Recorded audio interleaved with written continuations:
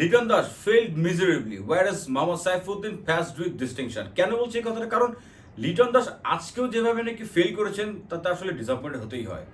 লিটন দাসকে যখন নাকি শ্রীলঙ্কা সিরিজে অফ ফর্মের কারণে তাকে ড্রপ করা হলো এবং এই সিরিজটা ছিল তার জন্য কামব্যাক সিরিজ, কিন্তু সেখানেও আজকে ব্লেসিং মুজাররহমানের একটা ইনসুইং গুড লেন্থের বল যেভাবে কিনা তিনি ব্যাট এবং প্যাডের মাঝখানে একটা গ্যাপ রাখার কারণে বল লাইনটা মিস করেছেন এবং বোল্ড হয়ে গেছেন স্ট্রেট ওয়ে, সেটা কিন্তু আসলে দেখতে দুঃখজনক ছিল।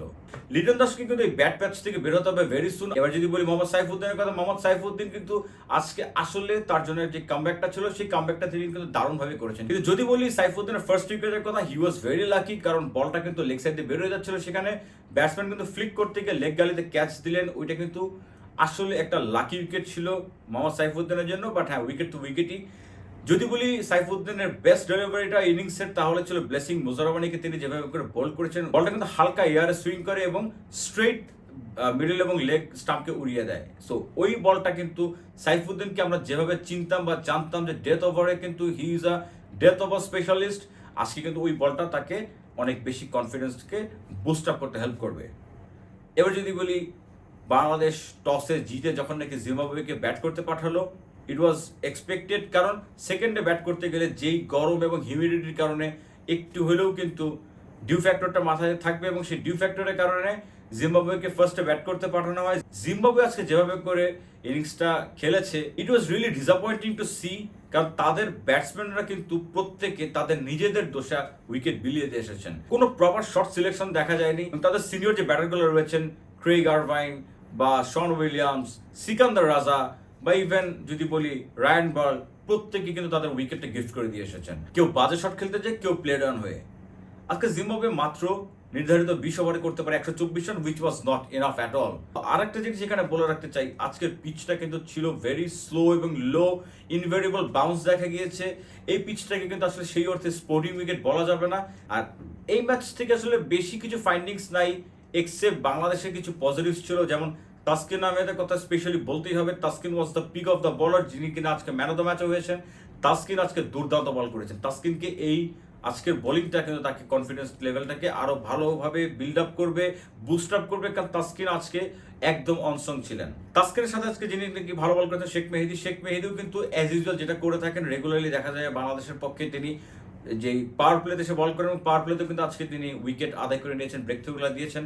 শেখ মাহেদী আজকে একটা মেডেন ওভার বল করেছেন। সো শেখ মাহেদী এবং তাসকিন ছিলেন পিক অফ দ্য বলার, এবং আজকে তাসকিন যেভাবে করে বল করেছেন, আসলেই তাসকিনকে রিদমে ব্যাক করাতে আজকের ম্যাচটা তাকে অনেক হেল্প করবে। একটা সময় তো মনে হচ্ছিল যে জিম্বাবুয়ে মনে হয় 60-65 এর মধ্যে অল আউটই হয়ে যাবে, সেখান থেকে যে 124 করেছে, এটা ছিল তাদের জন্য হয়তো একটু ইনিংসটাকে টেনে নেওয়া যাওয়া, বাট টার্গেটটা এতটাই বিলো এভারেজ ছিল যেই টার্গেটটা নাকি বাংলাদেশের জন্য it was not difficult to chase. Bangladesh কিন্তু সেটা করতে পেরেছে, বাট যেটা নাকি একদম শুরুতে বলেছিলাম লিটন দাসের কথা, লিটন দাস আজকেও কেন জানি তিনি তার ব্যাট প্যাচ থেকে বেরোতে পারছেন না, তার টেকনিক্যাল ফল্টগুলো নিয়ে কাজ করতে পারছেন না। যদি বলি এখানে একজনের কথা স্পেশালি মেনশন করতে হবে, তিনি হচ্ছেন তানজিদ হাসান তামিম।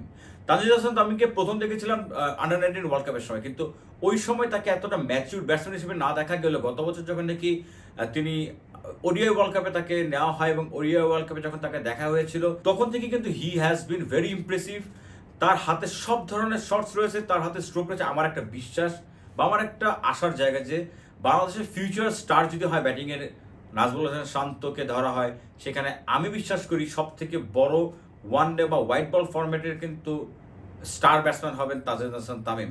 দেখেন, তানজিদ হাসান তামিমের হাতে সব ধরনের শটস রয়েছে এবং তিনি কিন্তু ফুল ব্যাটে শটসগুলো খেলে থাকেন। আজকে যে দুটো ছক্কা মেরেছেন না, 47 বলে 67 রানের অপরাজিত ইনিংসটা খেলার পথে, যা তার যে 4 গোলা বা তার যে 6 দুটো ছিল, এই দুটো দেখার মতন ছিল। যেভাবে করে তিনি পুল শট করেছেন, পুলে 6 মেরেছেন এবং 6গুলো তো ছোট ছক্কা ছিল না, বড় বড় বিগ সিক্স ছিল সেগুলো। তানজিদ হাসান তামিমের কিন্তু এখানে একটা বলতেই হবে যে হি ওয়াজ ভেরি লাকি, তিনবার কিন্তু আউট থেকে বেঁচে গেছেন। হ্যাঁ, বলতে পারেন it is a part of the game, right, but তারপর তিনি যেভাবে শর্টসগুলো খেলেছেন, তাকে কিন্তু দেখেছি উইকেটের চারপাশেই তিনি শর্টস খেলতে পারেন, এবং এটা কিন্তু একটা ব্যাটসম্যানের বড় ব্যাটসম্যান হয়ে ওঠার সব থেকে বড় অ্যাডভান্টেজ বা ক্যাপাবিলিটি। সেই এবিলিটি থেকে যদি কথা বলি তাহলে তাহিদ হৃদয় কিন্তু কনসিস্টেন্টলি হোয়াইট বল ফরম্যাটে বাংলাদেশের একটা ইন্টিগ্রাল পার্ট হয়ে উঠেছেন অলরেডি। আজকের ম্যাচটাতে কিন্তু তাহিদ হৃদয় নামার পরে ফার্স্ট থেকে 3 থেকে 4টা বলে কিন্তু তাকে দেখা গেছে খুব ছটফট করতেন শট খেলার জন্য এবং he was struggling a bit, but 3 থেকে 4টা বল পরে যখন থার্ড ম্যান দিয়ে যখন কাট করে 4 মারেন তারপর থেকে কিন্তু দেখা গেছে তাহিদ হৃদয়ের নেচারে। আসলে বাংলাদেশের ব্যাটিং এর কথা বললে এই তানজিদ হাসান তামিম আর তাহিদ হৃদয় দুজনেই কিন্তু ম্যাচটাকে জিতিয়ে ফিরেছেন। আর এছাড়া এই দুজন ছাড়া নাজমুল হাসান শান্ত একটা 20 ইনিংস খেলেছেন। এছাড়া লিটন দাস তো মাত্র 1 রান করে আউট হয়ে গেছেন।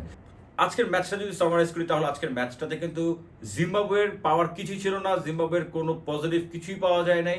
আর যদি বাংলাদেশের পার্সপেক্টিভ থেকে বলি তাহলে কিন্তু বাংলাদেশের পাওয়ার ছিল তাসকিনের বোলিং, শেখ মাহাদির বোলিং, তানজিদ হাসান তামিমের ব্যাটিং এবং তাহিদ হৃদয়ের ব্যাটিং। এই ম্যাচে আপনাদের বেস্ট মোমেন্ট কোনটা ছিল, তাসকিনের বোলিং নাকি তানজিদ হাসান তামিমের ব্যাটিং? আপনারা আপনাদের ওপিনিয়নটা জানাবেন, ম্যাচটা কেমন লাগলো সেটা জানাবেন। আমাদের ভিডিওটা যদি ভালো লেগে থাকে তাহলে অবশ্যই ভিডিওটা শেয়ার করে দিবেন। Please make sure to subscribe our channel and follow our Facebook page. পাশে থাকবেন, দোয়া করবেন, দোয়া রাখবেন। দেখা হবে নেক্সট কোনো ভিডিওতে, ততক্ষণ পর্যন্ত ভালো থাকবেন। টেক কেয়ার, আল্লাহ হাফেজ।